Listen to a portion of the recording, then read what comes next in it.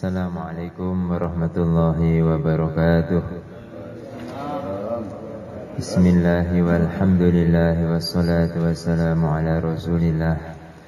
Rabbi israh li sadri wa yassir li amri wahlul 'uqdatam min lisani yafqahu qawli. Subhanaka la ilma lana illa ma 'allamtana innaka antal alimul hakim.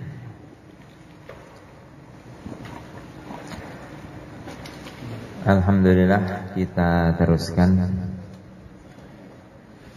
salah satu bentuk penghambaan yang paling tinggi nilainya di sisi Allah Ta'ala, yaitu penghambaan dalam bentuk menunaikan satu perintahnya yang bernama tholabul ilmi, menuntut ilmu.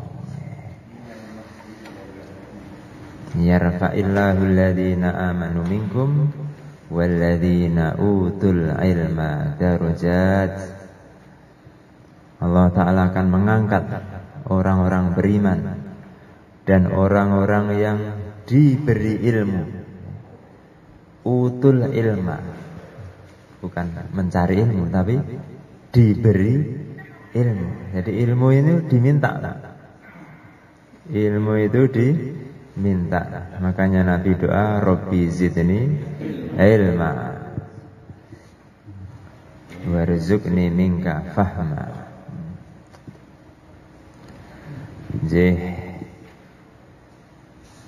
Pekan lalu sedikit kita bacakan fadilah surat Al-Mulk dengan As-Sajdah.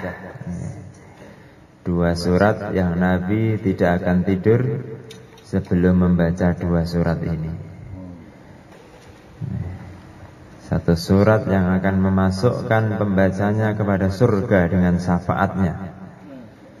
Wa ma hiya illa salasun ayat. Padahal cuma 30 ayat.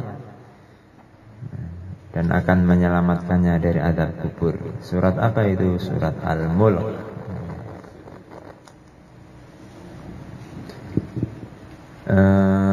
Sekarang saya bacakan satu fadilah lagi. Fadilah surat Al-Waqiah.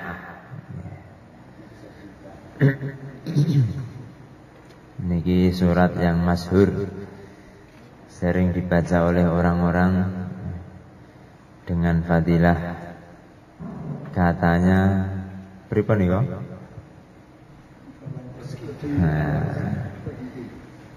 Kita baca dari Sayyidina Ibnu Mas'ud radhiyallahu anhu, sami'tu Rasulullah sallallahu alaihi wasallam yaqul, beliau bersabda, man barang siapa dia membaca surat Al-Waqiah kulla lailatin, setiap malam. Malam niku mulai maghrib sampai sebelum subuh.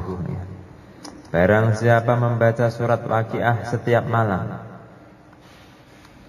lam tusibhu faqatun abada, maka selamanya dia tidak akan terkena kefakiran.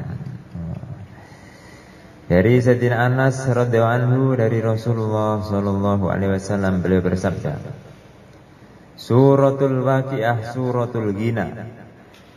Surat Waqiah adalah surat kekayaan. Faqra'uha, bacalah dia. Wa'allimuha auladakum, dan ajarkanlah dia kepada anak-anak kalian.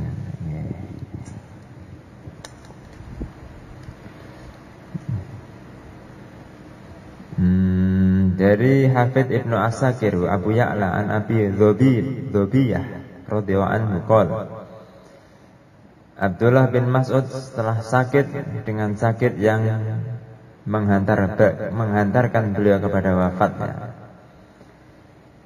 maka Sayyidina Utsman ibnu Affan radhiyallahu anhu menjenguknya, dan beliau berkata, Sayyidina Utsman, ma tastagi, apa yang kau keluhkan? Sayyidina Utsman ngendangi Sayyidina Ibnu Mas'ud. Terus Sayyidina Utsman mengatakan, ma tastaki, apa yang kau keluhkan? Sayyidina Ibnu Mas'ud mengatakan, dunubi, dosa-dosaku. Sakit parah. Ditanya apa yang kau keluhkan? Mboten aku loro iki mboten, tapi malah dosa-dosaku. Terus Sayyidina Utsman mengatakan lagi, apa yang kau inginkan? Mboten kok ben cepet mari, mboten. Niki Sayyidina Ibnu Mas'ud mengatakan, rahmata rabbi, rahmat Tuhanku. Sayyidina Utsman mengatakan, maukah aku datangkan tabib untuk kamu, dokter, tak undang nih dokter. Sayyidina Ibnu Mas'ud mengatakan, at-tabib amradani, tabib itu justru menjadikan aku sakit. Sayyidina Utsman mengatakan, apakah mau aku berikan pemberian kepada kamu? Maksudnya diparingi apa ngoten nggih? Duit apa harta? Maka Sayyidina Ibnu Mas'ud mengatakan, la hajatali, aku enggak berhajat kepada pemberian. Sayyidina Utsman mengatakan, yakunu li banatika min ba'dik. Ya wis, mungkin nanti untuk anak-anak perempuanmu setelah wafatmu, sepeninggalmu. Kalau kamu enggak mau menerima pemberian, biarlah nanti pemberian itu untuk putri-putrimu sepeninggalmu. Sayyidina Ibnu Mas'ud mengatakan, apakah engkau khawatir kefakiran ke atas putri-putriku?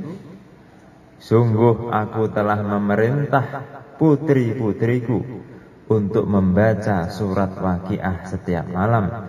Dan sungguh aku mendengar Rasulullah SAW beliau bersabda, barang siapa membaca surat Waqiah setiap malam, maka tidak akan terkena kefakiran selamanya. Terus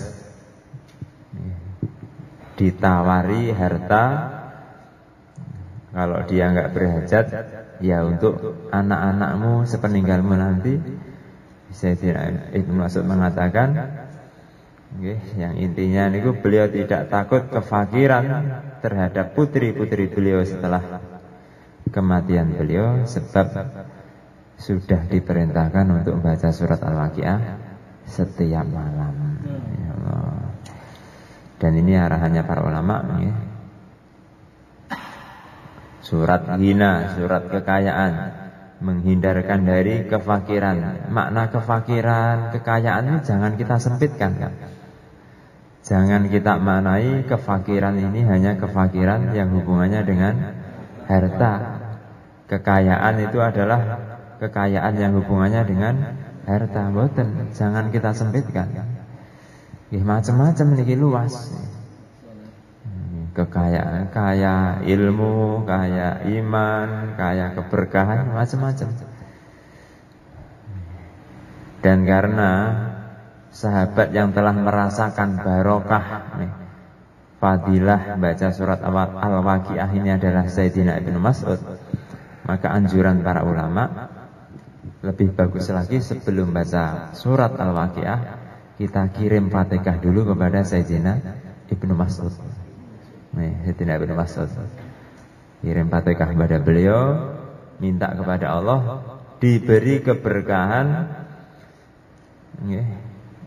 dari bacaan surat Al-Waqiah sebagaimana keberkahan yang telah diberikan ditampakkannya pada Sayyidina Ibnu Mas'ud. Robito bisa, tawasul juga bisa. Nah ini babnya mau kita baca ini. Sayyidina Ibnu Mas'ud radhiyallahu anhu. Kita lanjutkan ini bab ke-6 halaman 76. Tawasul dan mencari berkah. Satu hal yang kadang-kadang jadi polemik. Sebagian sangat mengingkari tawasul, bahkan sampai tingkatan menuduh syirik kepada orang-orang yang bertawasul. Sebetulnya apa sih tawasul itu? Ini mau kita baca bareng-bareng. Kalau wasilah tawasul itu ini tawasul itu artinya membikin perantara. Maksudnya untuk mendekatkan diri kepada Allah. Mencari perantara, alat untuk mendekatkan diri kepada Allah. Tawasul. Alatnya namanya wasilah, tindakannya namanya bertawasul. Ke dokter itu ngapain? Berobat. Untuk mendapat obat dari dokter. Tindakannya namanya berobat. Yang diberikan kepada dia alatnya untuk kesembuhan namanya obat. Begitu juga ini. Tindakan berperantara itu namanya tawasul. Alat yang digunakan itu namanya wasilah, perantaranya. Perantara. Oke. Saya bacakan saja. Yang pertama,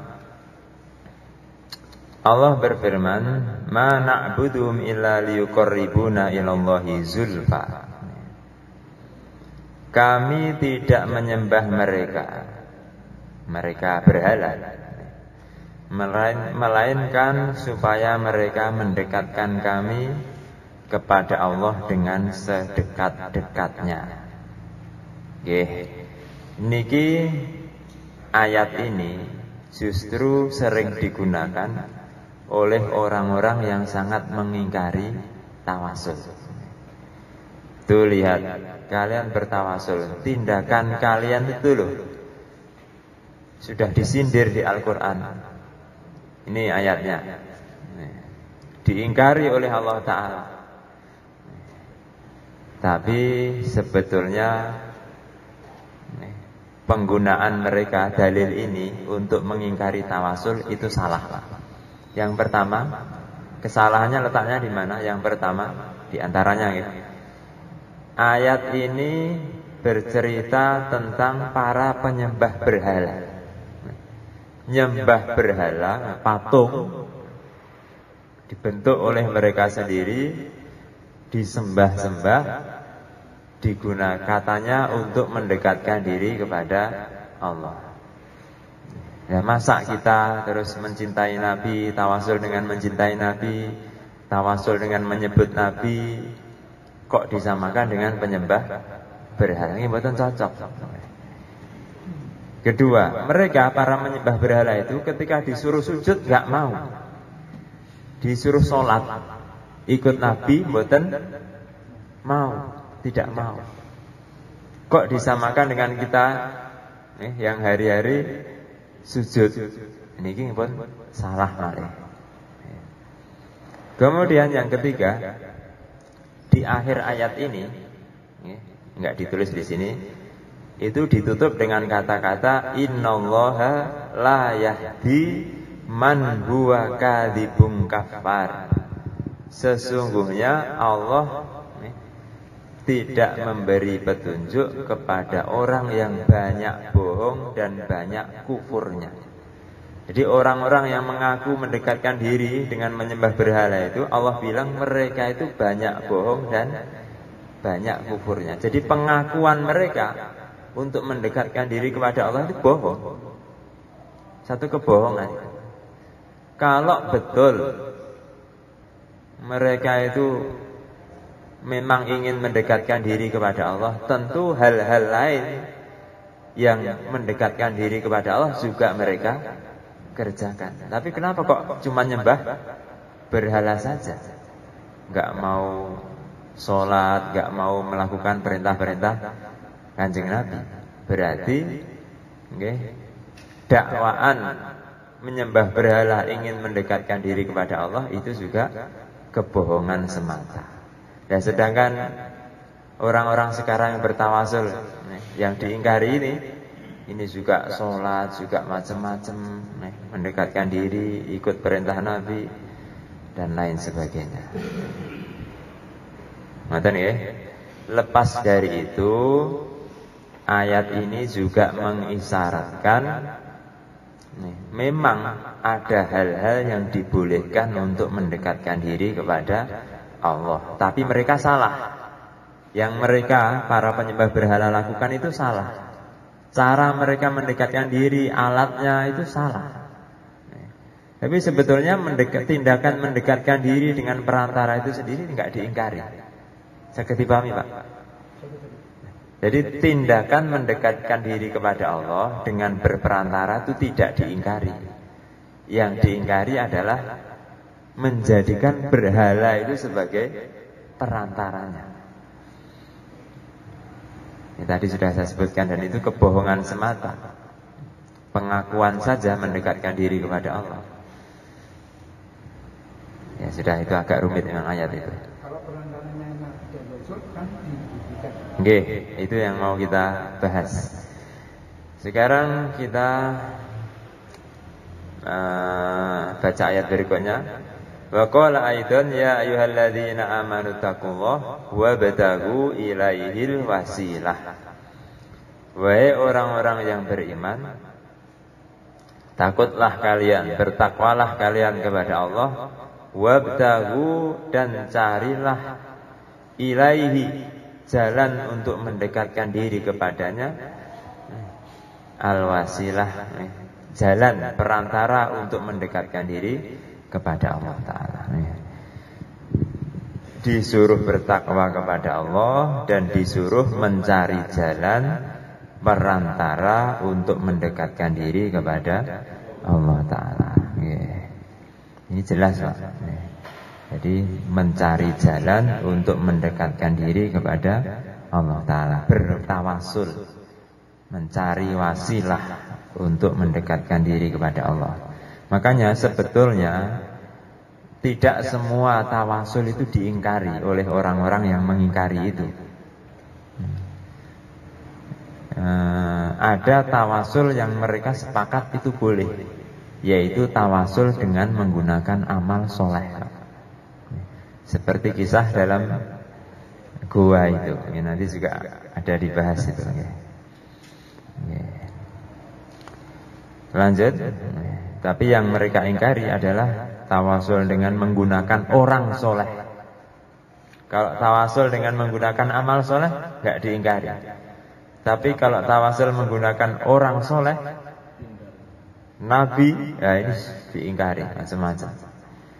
Apalagi tawasul menggunakan benda-benda, ya itu tambah diingkari lah. Maksudnya diingkari mana? Nggak ada syariat seperti ini, nggak ada. Sebagian golongan seperti itu.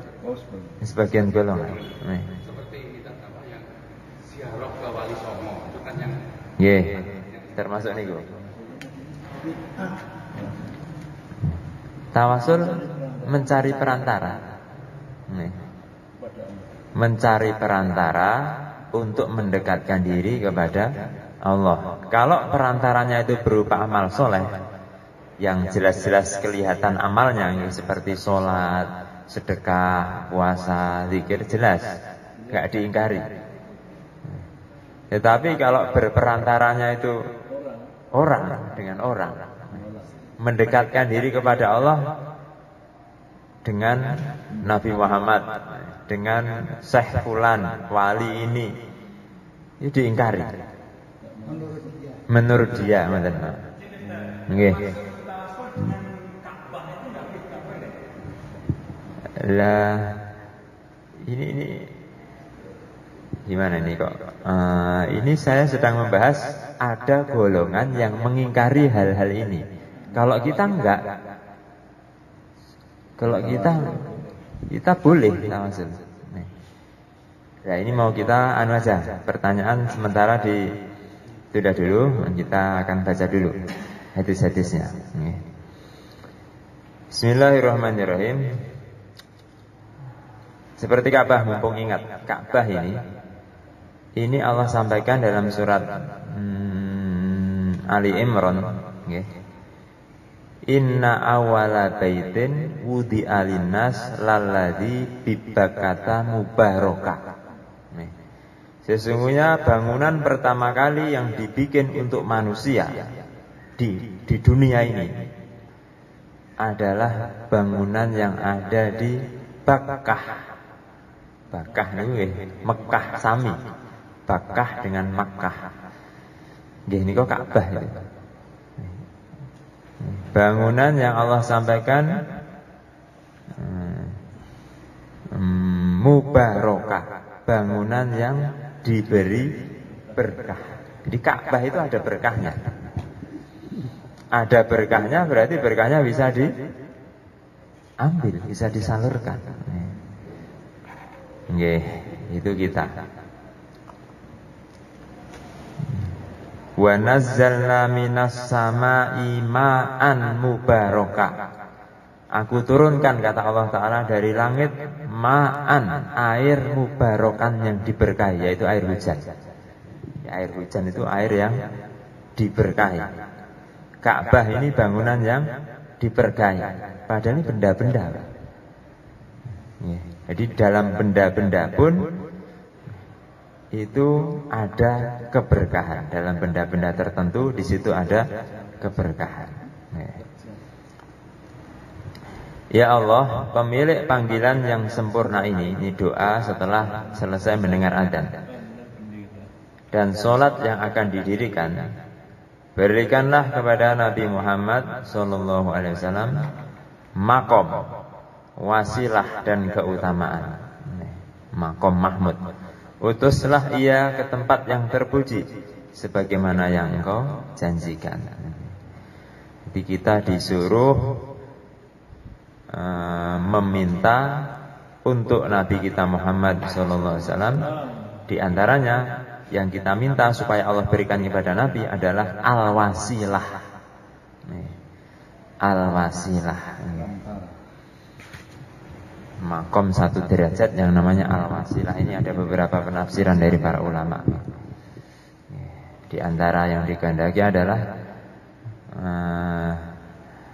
1 derajat yang mana Kanjeng Nabi Muhammad SAW nanti Allah jadikan perantara untuk menghilangkan kesusahan seluruh manusia di akhirat nanti. Ketika mereka kebingungan di mahsyar, itu yang jadi perantara hilangnya seluruh kebingungan, kekacauan itu adalah baginda Nabi Muhammad SAW. Diriwayatkan dari Abdullah bin Amr bin As radhiyallahu anhu yang mendengar bahwa Rasulullah SAW bersabda, jika kalian mendengar muadzin, maka ucapkan seperti yang ia ucapkan. Suruh nirukan. Kemudian bersolawatlah kepadaku, sebab barang siapa bersolawat kepadaku 1 kali, maka Allah memberi rahmat kepadanya 10 kali. Ini termasuk doa yang mesti makbul, itu solawat. Karena solawat itu kita doakan Nabi, terus dapat janji diberi rahmat. Bukan kita minta langsung untuk kita, ya Allah saya minta ini, enggak. Tapi mendoakan Kanjeng Nabi. Nanti ada janji di balik itu, dibalas 10 kali lipat oleh Allah Ta'ala. Kemudian mintalah wasilah kepada Allah untukku, sebab wasilah adalah sebuah tempat di surga yang tidak layak bagi seseorang di antara hamba Allah. Dan aku berharap akulah yang berada di makom wasilah itu. Barang siapa memintakan wasilah untukku, maka ia berhak mendapat syafaatku. Hadis riwayat Muslim. Dan ini yang jelas hadis berikutnya niki hadis Sayyidina Utsman bin Hunayf. Ceritanya beliau ini sakit mata, terus datang kepada Nabi. Terus diajari doa ini, dan kemudian jauh hari setelahnya, setelah Nabi wafat, ada orang yang juga seperti itu. Terus oleh Sayyidina Utsman bin Hunayf diajari doa yang diajarkan Nabi kepada beliau. Jadi maknanya doa ini berlaku ketika Nabi masih hidup, juga berlaku ketika Nabi sudah wafat. Karena sebagian mengingkari Kalau orangnya masih hidup, boleh tawasul dengan dia. Kalau orangnya sudah wafat, enggak boleh bertawasul menggunakan dia. Padahal sebetulnya sama saja. Orang masih hidup ataukah orang itu sudah wafat, bertawasul itu bukan minta sama orang itu, bukan ya. Mintanya sama Allah. Hanya saja dengan menyebutkan seseorang yang dikasihi oleh Allah. Yang sering digambarkan kita mau menghadap raja. Kalau kita sendiri menghadapnya sulit. Tapi kalau kita membawa orang yang dicintai oleh raja, nanti akan mudah diterima oleh raja. Misalnya kita bawa anaknya begitu. Begitu juga tawasul ini, bukan kita minta kepada wali yang masih hidup ataupun wali yang sudah wafat, bukan.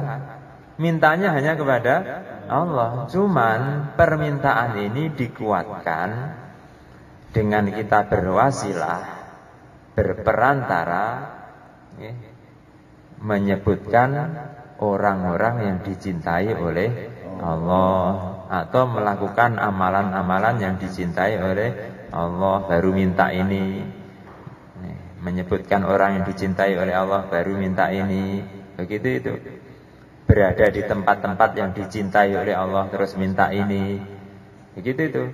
Jadi intinya itu hanya menguatkan permintaan kita kepada Allah Ta'ala. Oke, sekali lagi hadis ini diamalkan di saat Kanjeng Nabi masih hidup, juga di saat Kanjeng Nabi sudah wafat. Diriwayatkan dari Sayyidina Utsman bin Hunayf radhiyallahu anhu, sebuah doa dari orang yang sakit mata. Ini doanya. Kita baca terjemahnya dulu. Ya Allah, aku meminta kepadamu. Lihat, aku meminta kepadamu, ya Allah. Dan menghadap kepadamu, menghadap kepada Allah. Dan ini baru kata-kata tawasulnya. Dengan nabimu, yaitu Nabi Muhammad, Nabi yang membawa rahmat. Tawasul ini loh Pak. Dengan nabimu, yaitu Nabi Muhammad. Dengan garis ini, kata-kata tawasulnya di sini. Terus, ya Muhammad, wahai Nabi Muhammad, sungguh aku menghadap denganmu kepada Allah dalam hajatku ini, agar dikabulkan. Ya Allah, berilah syafaat Nabi Muhammad Rasulullah untuk aku. Ini Arabnya kita baca Pak. Allahumma inni as'aluka wa atawajjahu ilaika bi nabiyika. Ini gitu kata-kata tawasulnya. Pakai bi ini, dengan perantara bi ini. Aku memotong daging bisikin dengan pisau. Aku mengikat kayu bil habli dengan tali. Nah, ini begitu. Aku meminta kepada Allah, aku menghadap kepada Allah bi nabiyika, dengan Nabi Muhammad. Maksudnya dengan perantara Nabi Muhammad sallallahu alaihi wasallam. Ini tawasul ingatan iki, Pak. Minta kepada Allah, menghadap kepada Allah dengan berperantara menyebutkan Nabi Muhammad, mencintai Nabi Muhammad, dengan memandang kedudukan Nabi Muhammad yang tinggi di sisi Allah. Ngoten niku tawasul niku, Pak. Akhirnya orang yang sakit mata ini langsung sembuh, Pak. Hadis ini hadis sahih nih. Ini hadis sahih, tapi orang-orang yang mengingkari tawasul itu hadis ini di takwil versi mereka sehingga jadi mentah.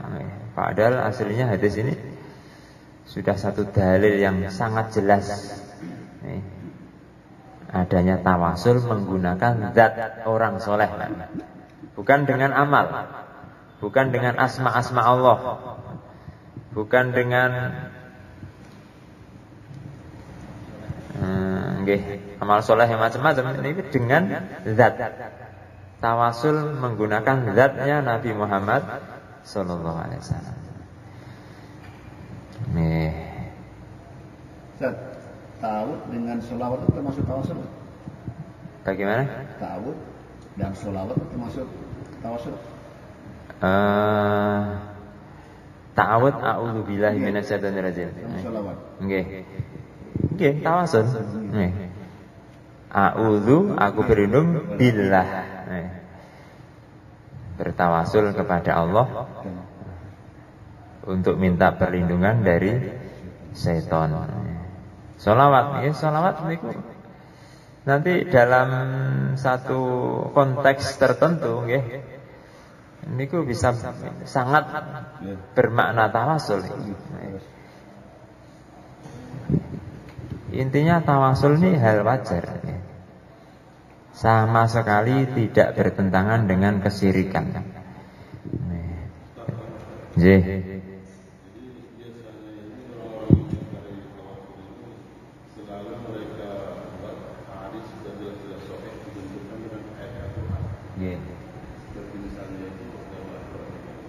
beribadah kepada Allah sebelum ibadah.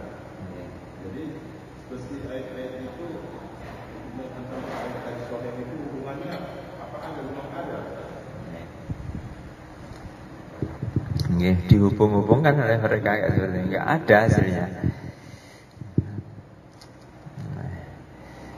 Beribadahlah kepada Allah dengan semurni-murninya ibadah. Niki apa kaitannya dengan tawasul? Ini mboten enten hasilnya. Ya, mereka mengingkari wasilah itu dihubungkan dengan versi mereka. Dianggap dengan berperantara ini enggak murni. Kenapa enggak langsung kepada Allah Ta'ala? Kenapa pakai perantara? Ini sudah diingkari oleh Allah dalam surat Az-Zumar yang awal tadi. Mereka mengaku dengan itu mendekatkan kepada Allah, diingkari. Orang-orang ini juga yang bertawasul ini.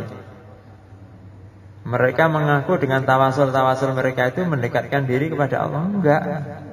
Diingkari itu kata mereka loh, kata mereka. Tapi ini sudah saya jelaskan beda. Ayat tadi cerita tentang penyembah berhala dan tawasul dengan menggunakan amal soleh ataupun zat Nabi ini diajarkan oleh Nabi, hadisnya sahih, sama sekali tidak bertentangan dengan memurnikan ibadah. Dan ini sudah diamalkan 1000 tahun lebih. Bahkan Ibnu Taimiyah, niku yang sangat diagung-agungkan oleh kelompok yang sering mengingkari tawasul itu juga bertawasul. Tapi disaring malih. Pendapatnya Ibnu Taimiyah masih disaring lagi. Enggak konsekuen, intinya mereka itu tidak konsekuen. Taklid buta. Nggih, niki hadis berikutnya adalah yang masyhur tentang 3 orang yang terjebak di gua ini. Niki bertawasul dengan amal soleh. Nah, seperti itu tawasul itu. Yang mudah dipahami seperti ini, cuman yang sulit dipahami dengan zat tadi itu. Tapi sebetulnya dengan zat itu nggih, aslinya juga amal juga. Kita menyebutkan zat Nabi, kita menyebutkan seorang wali Allah. Ini maknanya kan ada unsur kecintaan. Ada unsur kecintaan kepada Nabi, ada unsur kecintaan kepada wali tadi. Dan kecintaan ini juga bagian dari amal soleh. Enggak bertentangan sama sekali. Dan wali itu kenapa kok dia bisa jadi wali, jadi kekasih Allah? Bukankah juga karena amal? Ya. Nah, jadi sama sekali tidak bertentangan dengan amal. Kalau yang seperti kita lakukan ini yang di Solo ini kan kita tawakulnya kepada Syekh Muhammad ya. Terus setelah kita baca ilahi anta maghfir wa rizuqa maghfir, kemudian dalam hatinya Bajal itu menyampaikan itu seorang kiai terus bayang wajahnya. Gitu kan? Nggih, salah satu bentuk begitu. Salah satu bentuk tawasul.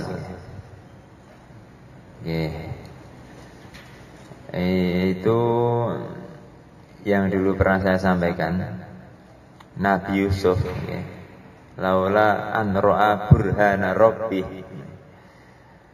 Beliau jadi punya kekuatan yang luar biasa ketika digoda oleh Siti Zulaikha itu, sehingga jangankan melakukan, kepengin pun enggak. Karena beliau melihat burhana rabbih. Para ahli tafsir sebagian mengatakan burhana rabbih, tanda dari Tuhannya yang Allah berikan, yang dilihat oleh Nabi Yusuf ketika itu adalah membayangkan wajah Nabi Yakub, membayangkan wajah gurunya yang juga bapak beliau sendiri, yaitu Nabiullah Yakub alaihissalam. Dengan membayangkan wajah bapaknya, gurunya, orang soleh tadi, beliau jadi punya kekuatan luar biasa untuk menghindarkan diri dari maksiat yang luar biasa itu godaan.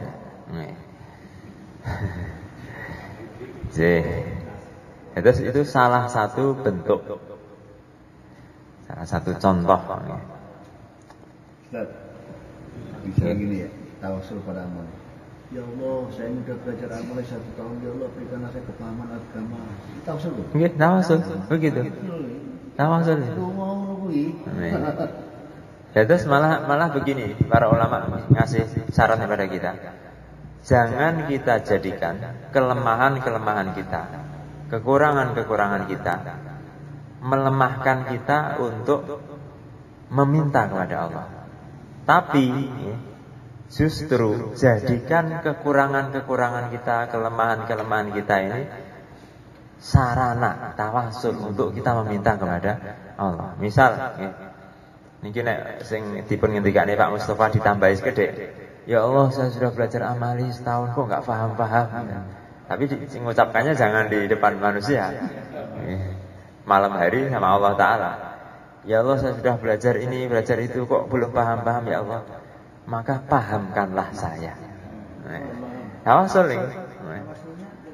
Kelemahan diri. Kelemahan diri. Bisa. Dan Allah suka. Karena salah satu nama Allah itu As-Somad, yang dihajatkan oleh seluruh makhluk. Seluruh makhluk itu enggak bisa apa-apa, lemah. Yang bisa apa-apa hanya Allah. Maka enggak bisa untuk tidak berhajat kepada Allah. Nah, sebetulnya makna doa yang tertinggi itu di situ tuh, Pak. Senes lafaz-lafaz doanya niku yang menjadikan doa disebut mukhul ibadah. Intisari ibadah itu bukan lafaznya doa itu, tapi satu makna yang ada di dalam doa. Jadi perasaan lemah, nggak bisa, sehingga perlu minta kepada Allah. Sehingga dikatakan kalau nggak minta malah sombong. Dari satu sisi begitu, nggih. Beda lagi kalau nggak minta diam tapi terus ridho, nggih, satu amaran lain lagi. Nggih. Terus tawasul ini babnya sangat luas sekali.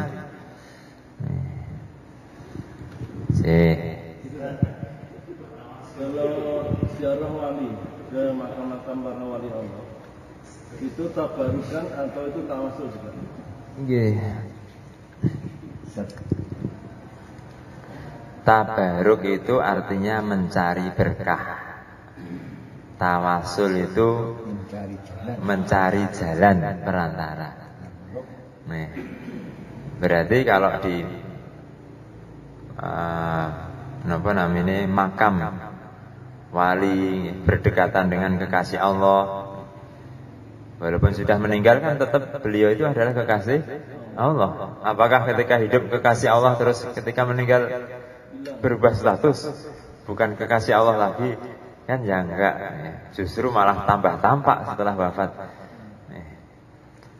Lah, ketika kita misalnya di ziarah ke kubur-kubur wali itu namanya kita bertawasul untuk mencari keberkahan. Ini namanya tabaruk. Bertawasul untuk mencari berkah. Namanya tabaruk. Sami mon, tawasul itu lebih luas dari tabaruk. Tawasul untuk bisa untuk ini. Tawasul untuk supaya doa dikabulkan. Tawasul untuk mencari keberkahan. Tawasul untuk supaya hajatnya dikabulkan, supaya diturunkan hujan. Mentabaruk itu bagian dari tawasul. Jadi tawasul itu lebih luas, banyak macamnya. Tawasul untuk nyari terkabulnya doa, tawasul untuk nyari keberkahan, tawasul untuk ini itu. Ya, tawasul untuk mencari keberkahan namanya tabaruk. Nggih, pripun Pak Arif? Napa kalau nggih?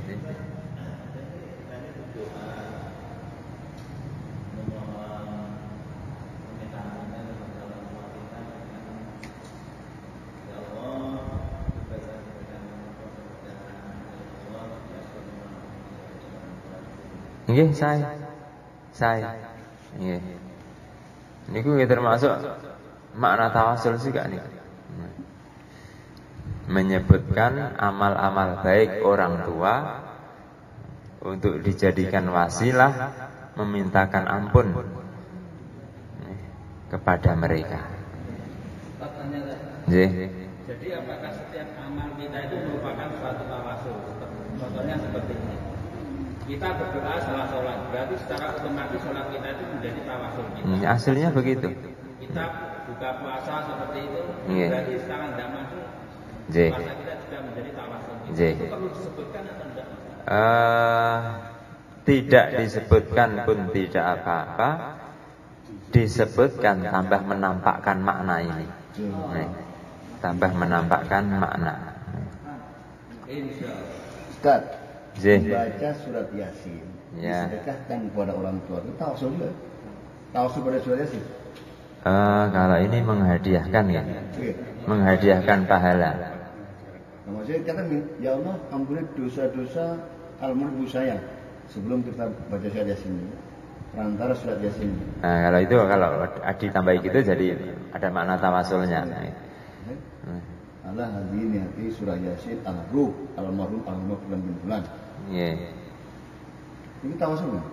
Nggih, kalau dimaknai seperti itu, habis baca surat Yasin terus dihadiahkan kepada mereka, terus ada doa yang punya dosanya dari ada makna tawasulnya kalau begitu. Kalau cuman menghadiahkan gitu ya hadiah gitu. Tapi kalau terus ada doanya, ya doanya ini jadi semacam bacaan surat Yasinnya itu jadi semacam perantara, wasilah. Setelah membaca satu surat dalam Al-Quran yang tinggi nilainya di sisi Allah Ta'ala, terus kita doa.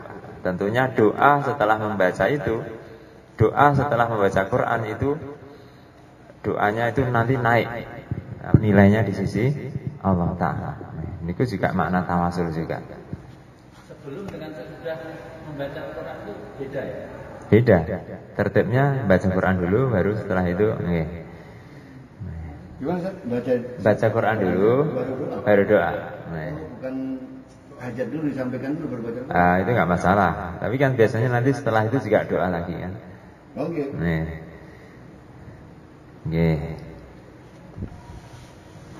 Satu. Kalau seluruhan karena dia debat dengan satu contoh ini, Sanurawi, Busoiran Abdul Kiai Mahmud Umar, Jamak,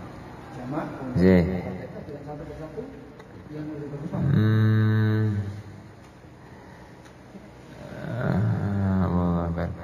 Sebetulnya yang saya pahami itu kalau dari segi sampainya utuhnya pahala itu sama. Karena satu amalan itu mau kita hadiahkan ke satu orang ataupun ke banyak orang sama.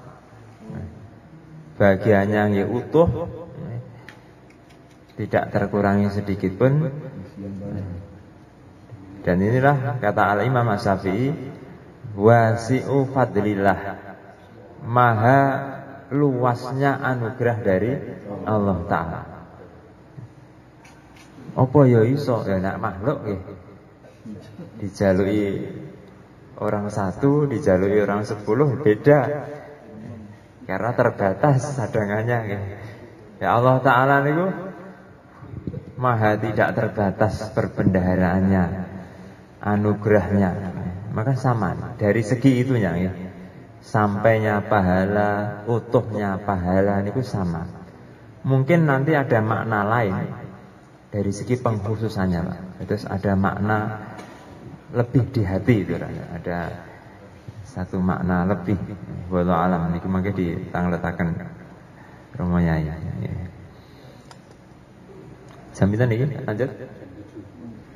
Sedikit lagi. Nggih. Kami meriwayatkan dalam Sahih Al-Bukhari dan Muslim tentang penghuni gua. Diriwayatkan dari Ibnu Umar bahwa Rasulullah sallallahu alaihi wasallam bersabda, ada 3 orang dari umat terdahulu yang bepergian hingga membawa mereka ke gua untuk menginap. Maka mereka masuk ke dalamnya. Maka ada batu yang jatuh dari gunung dan menutup gua. Mereka berkata, kalian tidak akan selamat dari batu ini kecuali kalian berdoa kepada Allah dengan perantara amal soleh kalian. Nah, ini kita masuk. Kenapa kok enggak berdoa saja? Kok enggak langsung saja? Kenapa kok dikasih dengan perantara amal soleh kalian? Ini memang ada makna lebih, Pak. Memang ada makna lebih. Dan ini enggak bertentangan dengan memurnikan ibadah, memurnikan doa tadi. Karena ini diajarkan. Lalu seseorang berkata, ya Allah, aku memiliki 2 orang tua yang sudah sepuh. Aku belum pernah memberi minum kepada keluarga sebelum mereka. Imam Nawawi menjelaskan hadis yang panjang tersebut. Masing-masing 3 orang tersebut berdoa, ya Allah, jika aku melakukan amal ini untuk mencari ridhomu, maka bukakanlah jalan yang menutup kami. Setelah menyebutkan amal soleh yang tentu saja amal ini dicintai oleh Allah, baru maka solawat, baca solawat, ya Allah, maka datang ke makamnya aulia, kirim-kirim fatihah, mencintai mereka kekasih Allah, baru maka ya Allah. Ini juga erat kaitannya dengan amal soleh. Niku juga bagian dari amal soleh. Mencintai orang soleh itu juga bagian dari amal soleh. Maka batu tersebut bergeser setiap doa dari mereka, dan pada akhirnya batu itu bergeser setelah doa yang ketiga. Maka mereka keluar dan melanjutkan perjalanan. Bergeser sempurnanya setelah doa yang ketiga. Romo Yai dulu pernah mengatakan, kenapa? Apa satu doa aja belum cukup? Aslinya sudah cukup, kata Romo Yai dulu. Tapi karena yang dapat masalah ini 3 orang, maka ya 3-3-nya harus doa bareng. Tertibnya ngoten. Nah, hari ini umat begitu juga. Wali-wali orang-orang saleh juga masih banyak hari ini. Tapi kok pertolongan besar itu enggak cepat merata seluruh umat gitu. Pertolongan hanya kepada segolongan, keselompok, individu-individu. Tapi secara merata, umum, banyak yang masih jauh dari Allah, dari macam-macam kebaikan. Kenapa begitu? Karena yang punya masalah itu banyak, harusnya yang doa juga banyak, begitu loh. Yang punya masalah 3, ya doa 3-3-nya harus doa, baru geser semua, plong masalahnya. Nah, itu yang ijtimaiyat bareng-bareng nih, untuk usaha kembali kepada Allah ini yang hari ini perlu diusahakan bareng-bareng. Wali-wali kita saya kata ini bareng-barengnya ini lho.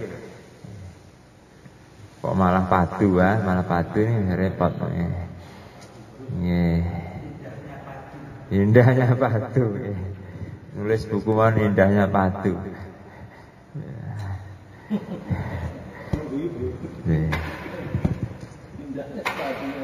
Isinya sindiran ya Pak.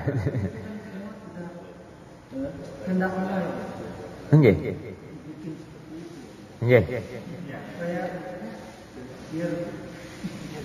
Biar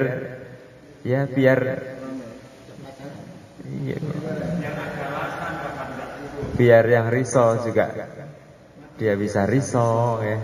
Akhirnya ada yang dakwah, ada yang didakwai, sehingga ramai dunianya.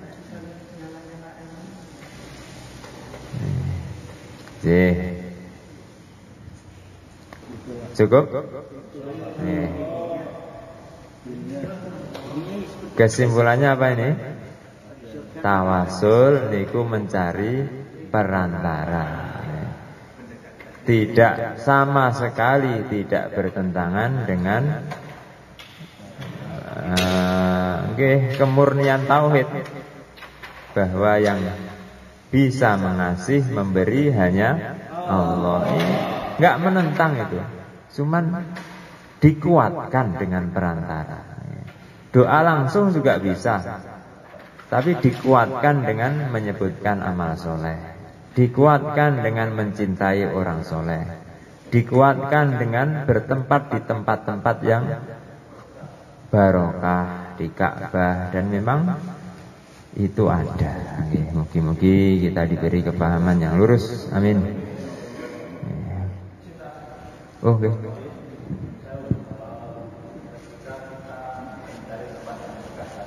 Nggih.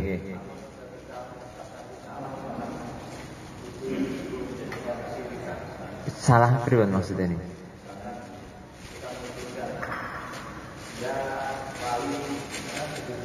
Nggih.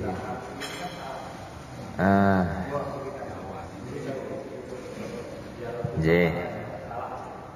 Niki nggih. Ada pembahasan agak panjang ya. Nggih. Ada pembahasan agak panjang. Ringkesnya tidak bisa dengan mudah dikatakan kata-kata seperti itu syirik. Karena apa bedanya dengan ya Pak Haji Karno, tolonglah saya. Ya wali, doakan saya. Ini ku bedanya temu ndi? Dia wali, Pak Karno wali murid. Iya. Bedanya di mana ini? Apa kalau masih hidup punya kekuatan untuk memberi?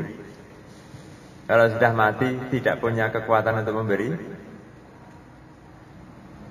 Mau masih hidup, mau sudah meninggal, tidak punya kekuatan apa-apa. Hanya perantara saja. Babnya itu bab perantara lagi-lagi. Tapi ini pembahasannya agak rumit. Ya, amane yang lebih enaknya didengar, nggak usah dengan susunan kata-kata seperti itu. Nanti khawatir memberi kesalahpahaman atau macam-macam. Dan sebetulnya kata-kata seperti itu pun juga tidak langsung divonis itu syirik, enggak. Syirik enggaknya itu tergantung hatinya tuh Pak. Dalam bab seperti ini nggih. Mengatakan Allahumma inna nastaudiuka, ya Allah kami titipkan ilmu yang telah kami pelajari kepada Engkau, dan kembalikanlah ilmu itu lagi kepada kami di saat nanti kami membutuhkannya. Allahumma amin. Subhanallah bihamdihi, subhanakallahumma wa bihamdika, asyhadu an la ilaha illa anta, astaghfiruka wa atubu ilaik. Assalamualaikum warahmatullahi wabarakatuh.